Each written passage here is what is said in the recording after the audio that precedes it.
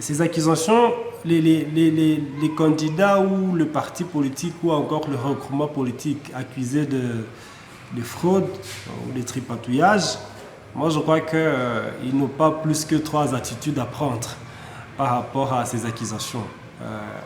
Mais ça dépendra alors des stratégies au sein de chaque regroupement ou de chaque parti politique ou au niveau du candidat lui-même. Parce que c'est vrai qu'on accuse beaucoup plus les candidats que les partis politiques ou encore les regroupements.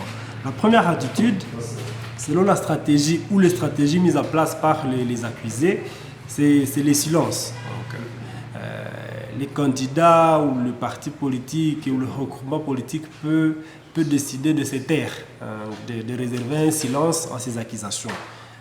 Ne pas dire, sous vertu de la phrase qui dit on n'est pas obligé de répondre à toute provocation. La deuxième attitude, c'est les partis, le candidat ou le regroupement politique peut vouloir fixer l'opinion avec une sorte de contre-vérification. Si les accusateurs fustigent ou allèguent que nous avons fraudé, nous avons tripatouillé les élections ou les résultats, voilà notre position et voilà un peu notre contre-vérification, notre contre-opinion par rapport à ces accusations. Et là, les partis, le candidat ou le regroupement politique peut demander à ses accusateurs de prouver à vertu du principe en droit qui dit la preuve incombe par celui qui a...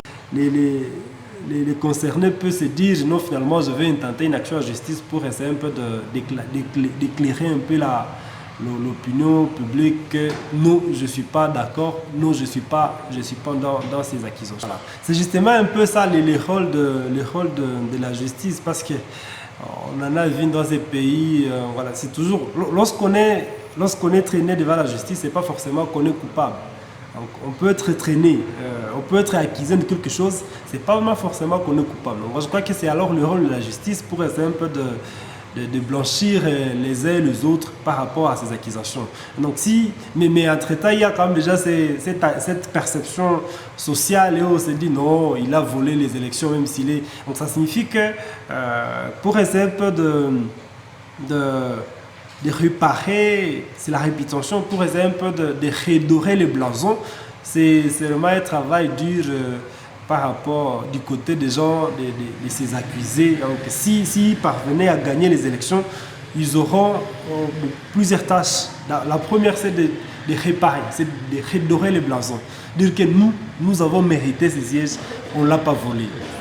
C'est pas facile, la justice peut les dédouaner, mais entre-temps, il y a cette clameur sociale qui va rester.